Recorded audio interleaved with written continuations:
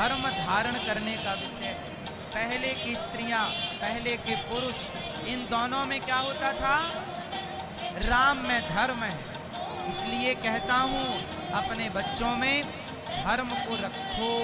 जब तक आपके अंदर धर्म है तब तक आप हैं, वरना कलयुग आपको क्या बना दे। इसलिए धर्म ना मरने देना भीतर। ये धर्म ही है जो आपको रोकता है कि नहीं ये गलत काम है, ये झूठ बोलना गलत है। कुछ लोग ऐसे होते हैं जो करोड़ रुपए में भी गलत नहीं करते। आप 1 करोड़ दीजिए, आप 4 करोड़ दीजिए, पर वो गलत नहीं करेगा, गलत डिसीजन नहीं देगा, क्योंकि वो धर्म को जान रहा। हमारे देश में ऐसे भले लोग भी हैं जो करोड़ों में भी बिकते नहीं, और ऐसे भी हैं जो 200-500 में भी बिक जाते हैं। इसलिए आपसे कहता हूं, धर्म वाला, चाहे स्त्री हो धर्म वाली या पुरुष, आप सबके लिए धर्म आवश्यक है। जो सही चल रहा है वो धर्म पर चल रहा है, जो गलत चल रहा है उसने धर्म को छोड़ दिया। माता कुमाता क्यों हो गई? क्योंकि माता ने अपना धर्म, बच्चा झाड़ियों में क्यों फेंकना पड़ा? क्योंकि कुंवारे में हो गया। कुंवारे में क्यों हो गया? क्योंकि आपको किसी आदमी से इश्क हो गया, और जब हुआ है उसने आपका शारीरिक शोषण किया है तो बच्चा तो होगा, और होगा तो झाड़ियों में फेंका जाएगा। फिर आप क्या बन जाओगी? माता। क्योंकि आपका आप में कंट्रोल नहीं था, तो आपके अंदर का जो कंट्रोलिंग पावर थी उस पर कंट्रोल नहीं था, तो आपको झाड़ियों में फेंकना पड़ रहा बच्चे, अधर्म करना पड़ रहा, पाप करना पड़ रहा। अब करो ये पाप। आपको पता है, हर उस माँ को पता है कि झाड़ी में बच्चा फेंकना पाप है, पता है, पर वो कर रही है। क्यों? मजबूर है, क्योंकि खुद पर कंट्रोल, खुद का ब्रेक फेल हो चुका है। इसलिए आप अपना ब्रेक फेल मत होने दीजिए, धर्म के ब्रेक को धारण करके रखिए। कौन सा ब्रेक है? धर्म। जो इजाजत धर्म दे वो करो। क्या शादी के पहले किसी के साथ रहना धर्म है?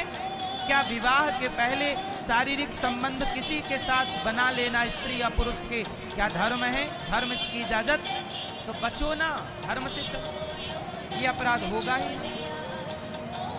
फिर आपके लिए ये बात लागू नहीं होगी कि माता को माता होगी, वरना फिर होगी लागू। फिर आप लोगों ने सुना होगा, पूत कपूत सुने हैं परना, माता सुनी को माता। कलयुग है, और क्या दिखाएंगे भगवान राम जाने। इसलिए इस युग में अपने को सत्संग से जोड़ के रखो, वरना संसार में पाप तो बहुत हो रहा है। बोलो हाँ। इस युग में पाप बहुत है, बारिश बहुत है। आप कोई बारिश को रोक सकता है? बारिश को रोक सकते हैं, लेकिन छाता लगा के आप अपना बचाओ। ऐसे ही कलयुग को आप रोक नहीं सकते, पर सत्संग का, भगवान के नाम का छाता लगा के आप अपना बचाव कर सकते हैं। आप रहो भगवान की छतरी के नीचे, आप बच जाओगे, वरना तो सब पिस रहे। कलयुग है ना। नारद जी कहते हैं, सत्यम नास्ति तपः शौचम दया दानम न विद्यते। कलयुग में सत्य नहीं रह जाएगा। सत्य आज भी कहाँ है? अच्छा सच बताओ, आप लोग सच ज्यादा बोलते हैं कि झूठ ज्यादा बोलते हैं? उत्तर दो। आप सबसे पूछ रहा हूं, आप सच ज्यादा बोलते हैं कि झूठ ज्यादा बोलते हैं? भैया आप क्या बोलते हैं ज्यादा? झूठ बोलते हैं। भैया आप क्या बोलते हैं? ये भैया हमारे, आप ज्यादा सच बोलते हैं कि ज्यादा झूठ? बिल्कुल सही। यहाँ तो झूठ ना बोलिएगा, यहाँ काहे का झूठ? आप बताओ, सच बोलते हो झूठ?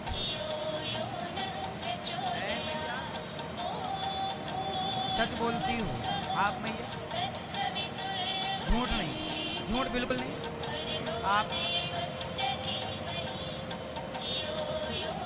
आप बताओ क्या बोलती हो? कोशिश करिए कि झूठ ना बोलना पड़े। कोशिश ही कर सकते हैं ना, चमड़ी की सेवा है। कोशिश करिए कि झूठ सत्य पर चलिए। बस ये धरती किस पर टिकी है, झूठ पर या सच पर? आप भी टिकिए। जमाना झूठा है, आप मत बनिए। जमाने के रास्ते पर मत चलो, जमाना तो कहीं जा रहा है। आप क्यों गलत हो? आप कहते हो कि वो कर रहे हैं तो हम भी नहीं। झूठ की रोटियां मत खाइए। झूठ की रोटियां पचती नहीं। झूठ की रोटियां रोग पैदा कर देती। झूठ की रोटियां नींद नहीं आने देती। सच की रोटियों में सुकून है। सच की रोटियों में सुकून है। आजकल लोग ना पैसे में पागल हो गए। पैसा कमाना बुरा नहीं है मेरी माँ, आप सबसे मैं प्रार्थना करूं खूब पैसा कमाओ आप लोग, पर पैसा ईमानदारी का कमाओ, धर्म का कमाओ। रोटी। एक साधु जी जा रहे थे तो एक बड़े आदमी ने कहा, महाराज आज आपका निमंत्रण हमारे घर है। साधु जी बोले, हम तेरे घर नहीं खाएंगे। क्यों नहीं खाएंगे? वो चले तो एक किसान खेत में जुताई कर रहा था, खेत को जोत रहा था। वो किसान की पत्नी रोटी लाई। अजी सुनते हो, ये रोटी खा लो फिर आप काम करो। किसानों की पत्नियां ले आती हैं खेत पे, हल चल रहा होता है, ट्रैक्टर वगैरह चल रहा होता। उस जमाने में ट्रैक्टर नहीं था, हल का जमाना था। पत्नी ले आई और वो किसान ने देखा कि कोई साधु जी हमारे खेत के पास से गुजर रहे। दौड़ा दौड़ा, महाराज हमारी पत्नी रोटी लाई है, रोटी का टाइम हो गया, दोपहर हो गई, थोड़ा भोग लगा लो। अब हम गरीब आदमी, अचार रोटी है। संत जी बोले, हाँ लाओ। एक पेड़ के नीचे बैठे, साधु जी ने पत्तल बिछाया, पत्नी जो रोटी लाई थी, अचार रोटी और जो लाई हो साग वाग रखा। तो राजा साधु जी के साथ साथ और भी लोग चल रहे थे। तो जो बहुत बड़ा व्यक्ति था, पैसे वाला, उसने कहा, साधु जी मैं आपको सोने की थाली में खिलाता, सोने की कटोरियों में खिलाता, 56 भोग खिलाता, वो छोड़ के आप ये रोटी और अचार खा रहे हैं। साधु जी बोले, चल एक काम कर, तेरी रोटी ला। उसने अपनी रोटी बुलवाई। अरे ला लो, सोने की थाल में भोजन उसका तैयार ही था, लाया। अब साधु जी ने कहा, देख ये तेरी रोटी है और ये किसान की रोटी। दोनों को साधु जी ने पकड़ा और दोनों रोटियों को निचोड़ा, और जब निचोड़ा तो उस व्यक्ति की रोटी से खून गिर रहा था। संत जी ने कहा, देख तेरी रोटियों से खून टपक रहा है, मतलब तेरा जो अन्न है वो पाप का अन्न है, बेईमानी का अन्न है। तूने लूट करके, बेईमानी करके, लोगों को धोखा देकर 2 रुपए का सामान 100 रुपए में बेचकर गलत तरीके से धन कमाया। तेरे अन्न में रक्त है। और ये किसान का अन्न देख, पसीना बहाकर कमाता है।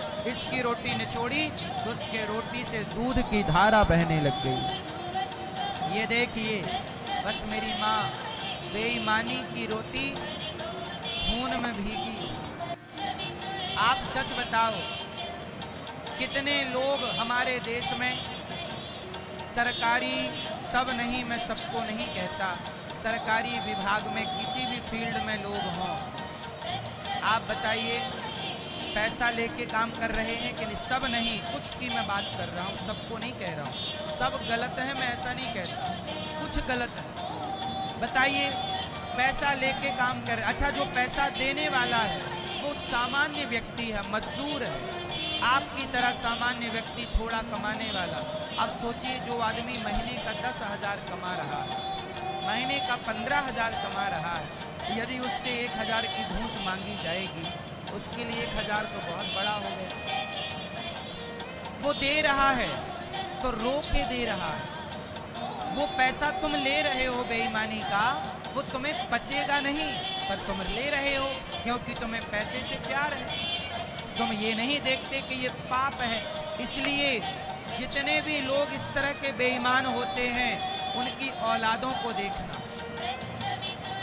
उनकी संतानों को देखना, उस पैसे का प्रभाव उनके बच्चों पर, उनके परिवार पर देखना।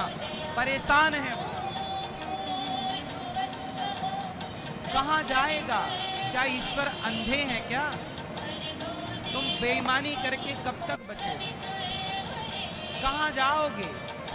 इसलिए कहता हूं, हमें नमक रोटी खाना। आज भी ये दास अनिरुद्ध, आज भी मैं चटनी के साथ रोटी आज भी पसंद करता हूँ। सब्जियां होती हैं, मैं सब्जी भी खाता हूँ, पर आज भी मैं चटनी रोज खाता हूँ। चटनी रोटी खा के बड़े भय हैं, अपनी औकात भूलते नहीं हैं। हमें 56 भोग की चाह ही नहीं है कि हम 56 भोग के लिए बेईमानी करें। हम चटनी रोटी आज भी खाते हैं, कभी टमाटर की चटनी, कभी आंवले की चटनी, तो कभी आंवला अदरक की चटनी, तो कभी आम की चटनी, आम, तो कभी नारियल की चटनी।